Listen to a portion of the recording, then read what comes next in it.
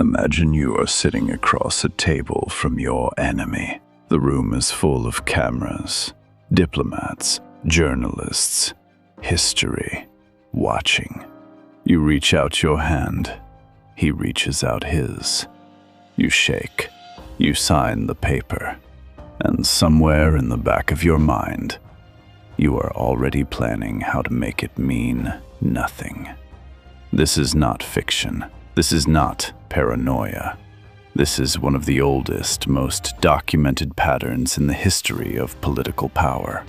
Today, we are going to go inside that pattern. We are going to look at the psychology, the strategy, and the step-by-step mechanics of how leaders, from ancient Rome to the 20th century, have signed peace agreements they never intended to honor. Not to celebrate it, but to understand it. Because power, when you strip away the ceremony, rarely operates the way we are taught. Welcome to the Machiavellian Playbook. In 1513, a disgraced Florentine diplomat named Niccolò Machiavelli sat down in exile and wrote a short book. It was called The Prince, and it changed, permanently, how we talk about power. Machiavelli did not invent political deception. He simply had the courage to describe it honestly. He wrote, and I am paraphrasing here, that a prince must know how to use both the law and force. And when force is not sufficient, he must know how to use cunning. He compared the ideal ruler to a lion and a fox. The lion has strength, but lions cannot recognize traps. The fox can recognize traps, but foxes cannot fight wolves. Therefore, he said, be both. Be the lion when you must. Be the fox when you can. And nowhere is this fox-like behavior more clearly displayed than in the signing and breaking of agreements. Machiavelli wrote explicitly, rulers who have kept their word the least, and who have known how to confuse men with cunning, have, in the end, surpassed those who laid their foundations on loyalty. That is a disturbing sentence. It is also, historically, often accurate. So let us look at exactly how this works in practice. Let us look at the playbook itself. The first rule of the Machiavellian playbook is this: you do not sign agreements because you want peace. You sign them because you need to appear to want peace. There is a crucial difference. A leader who openly refuses peace loses legitimacy, allies, and public support. But a leader who signs peace agreements, even fake ones, gains something extraordinary: moral cover. Now, if the conflict resumes, the narrative shifts. It was the other side that provoked it. It was the other side that broke the spirit of the agreement. The leader who signed first appears reasonable, even victimized. Look at the behavior of Philip II of Macedon, the father of Alexander the Great, in the 4th century before the Common Era. Philip was a master of this tactic. He would negotiate peace treaties with Greek city-states, buying himself time to consolidate military strength. The moment he was ready, the treaties became irrelevant. The Athenian statesman Demosthenes watched this happen and warned his countrymen in a series of famous speeches called the Philippics. He said, essentially, this man uses oaths the way other men use siege equipment. He takes cities by promising not to attack them. But most people did not want to hear it. A peace agreement on paper felt like safety, even when it was a trap. The first lesson of the playbook: peace agreements are instruments of perception management before they are instruments of peace. The second move in the playbook is subtle but essential. Never sign an agreement with language so clear that breaking it is obvious. Instead, build ambiguity into the text itself. This is not an accident. It is a craft. Skilled Machiavellian leaders and their legal teams construct agreements full of vague phrases, undefined terms, and overlapping obligations that can be reinterpreted when convenient.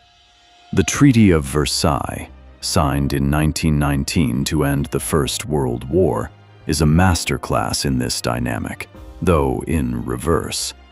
The Allied powers wrote it with enough punishing ambiguity that Germany would ultimately argue it had been misled about the terms. Whether or not that argument was fully honest, it became politically potent. A more direct example, the Oslo Accords of 1993, signed between Israel and the Palestine Liberation Organization. The agreement was historic. The handshake on the White House lawn was televised globally. But analysts on both sides noted almost immediately that the text was built on strategic ambiguity. Key issues, borders, the status of Jerusalem, the right of return, were deliberately left unresolved. This was by design. Each side could sign in good faith on their own interpretation, while knowing the underlying conflict remained very much alive. This is not to assign blame to either party. It is to illustrate how sophisticated political actors can sign the same document with fundamentally different understandings of what it means. The third step is where the real strategy becomes visible. The agreement is signed. The cameras go away. The world moves on. And quietly, behind the scenes, the leader uses the peace to prepare for what comes next. In 1939, Nazi Germany and the Soviet Union signed the Molotov-Ribbentrop Pact, a non-aggression agreement between two ideological enemies. The third step is where the real strategy becomes visible. In 1939, Nazi Germany and the Soviet Union signed the Molotov-Ribbentrop Pact, a non-aggression agreement between two ideological enemies. The world was stunned. How could these two regimes, seemingly opposed in every way, agree not to fight each other? The answer? Neither side intended to honor it permanently. For Hitler, the pact secured his eastern flank so he could focus on Western Europe. He always planned to eventually turn on the Soviet Union. The pact simply bought him the time and freedom to do it on his own terms. For Stalin, the pact bought time to rebuild a Soviet military that had been devastated by the purges of the late 1930s. Both men signed, both men planned. And 2 years later, in June 1941, Germany invaded the Soviet Union in Operation Barbarossa, the largest military invasion in human history. The pact had done its job, for both sides, until it did not. This pattern, sign to survive, use the peace to prepare, then strike, is not limited to 20th century dictators. It is ancient. It is documented in the Peloponnesian Wars, in the Punic Wars of Rome and Carthage, in the conflicts of medieval Europe. The third lesson: the agreement is a clock, not a commitment. The question is only who uses the time better. This is perhaps the most sophisticated step in the entire playbook. Breaking an agreement is politically dangerous, unless you have already built the narrative that the other side broke it first. This is an information operation as much as a military or diplomatic one. It works like this. While publicly maintaining the spirit of the agreement, a leader provokes the other party into a reaction. That reaction is then used as the justification for the violation. Study the lead-up to almost any modern conflict, and you will find this dynamic at work. One of the clearest examples is the Mukden incident of 1931. Japanese officers in Manchuria secretly blew up a section of the Japanese-owned South Manchuria Railway and then blamed Chinese dissidents for the attack. The manufactured incident became the justification for a full Japanese military invasion of Manchuria in violation of existing international agreements. The technique has a name now. We call it a false flag. But the deeper principle is older than any modern term. If you plan to break an agreement, manufacture or provoke the incident that makes you look like the aggrieved party. Machiavelli would have recognized it immediately. He wrote that men are so simple and so much creatures of circumstance that a deceiver will always find someone ready to be deceived. The fourth lesson: do not just break the agreement, break it in a way that lets you call it self-defense. We need to pause here and ask a harder question. Why does this work?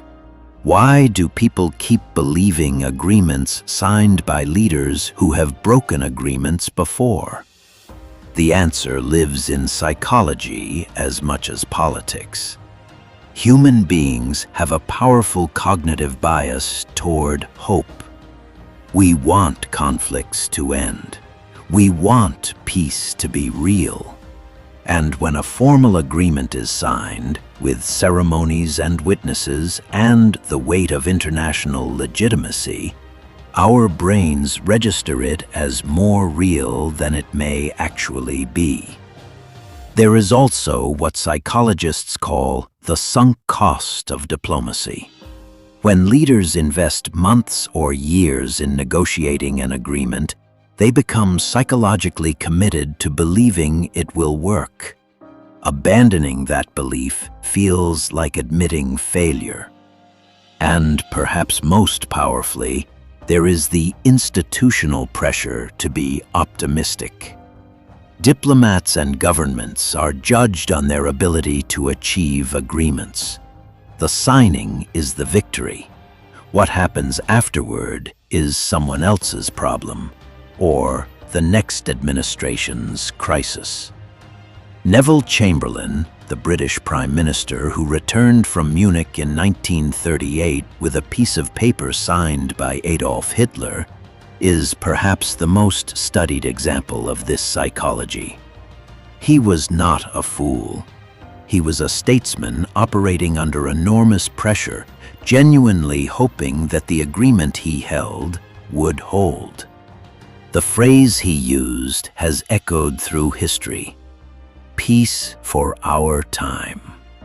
Hitler invaded Poland 11 months later.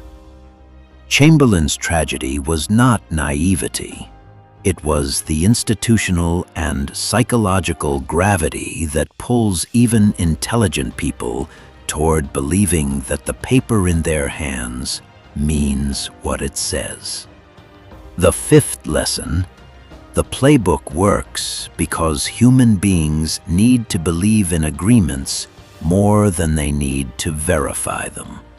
Now let us bring this into the present. The Machiavellian Playbook has not disappeared. It has evolved. In the modern era, the mechanisms are faster, more complex, and often more deniable. Ceasefires are announced in public while proxy forces continue fighting. Peace frameworks are signed while territorial consolidation continues on the ground. International agreements are ratified while the technical violations are buried in bureaucratic language. And the media environment, which should in theory make deception harder, has in some ways made it easier. When everything is contested, when every event has multiple narratives, when audiences are sorted into information silos, the shared baseline of reality that agreements depend on becomes harder to establish. You can sign a ceasefire, and then, when the ceasefire is violated, there will be an entire media ecosystem ready to explain why the other side actually violated it first. The tools change, the logic does not. What Machiavelli described in 1513, the prince who uses oaths as instruments, is still operating in every conflict zone on the planet today. The sixth lesson: the modern information environment does not eliminate the playbook, it amplifies it. Understanding the playbook is not the same as being helpless before it. So let us close with what history tells us about how to read these moments more clearly. First, watch behavior, not ceremonies. Agreements are words on paper. What a leader does in the weeks and months after signing tells you far more than what they said at the signing ceremony. Are they demobilizing, withdrawing, or are they repositioning? Second, read the text, not the headlines. If an agreement is being celebrated but the actual document is vague on the things that matter most, that vagueness is not an accident. It is a design. Look for what is not specified. Third, track the incentive structure. What does each party gain by the agreement holding? What do they gain by it failing? If the incentives point toward failure, the agreement will likely fail, no matter how many cameras were in the room. Fourth, be skeptical of urgency. When an agreement is rushed to signing under the pressure of a deadline or a moment of international attention, be cautious. The most durable agreements in history were built slowly, with detailed verification mechanisms and real consequences for violation. Fifth, remember Demosthenes. When someone warns you that the agreement is being used as a trap, and when that someone can point to specific, verifiable behaviors that support the warning, take it seriously. The history of broken agreements is also the history of people who saw it coming and were not believed. Machiavelli ends The Prince with a call to action. He believed, despite everything he had written about the reality of power, that it was possible for a wise and courageous leader to rise above it. He was writing in a specific moment, for a specific Italy, but the deeper invitation in his work is timeless. It is the invitation to see clearly, to understand power as it actually operates, not as we wish it would, to read the room, to read the text, to read the incentives, because the Machiavellian Playbook is not some exotic behavior found only in distant history or foreign governments. It is the default mode of power when power is unchecked, unobserved, and unaccountable. The antidote is not cynicism. The antidote is clarity. The next time a peace agreement is signed under bright lights and celebrated cameras, ask the old questions. Who benefits if this holds? Who benefits if it does not? What is vague in the text that should not be vague? And what is each party doing the morning after the signing when the cameras have gone home? The leaders who break what they sign rarely announce their intentions, but they always leave signs. Learn to read them. This has been the Machiavellian Playbook. Thank you for watching.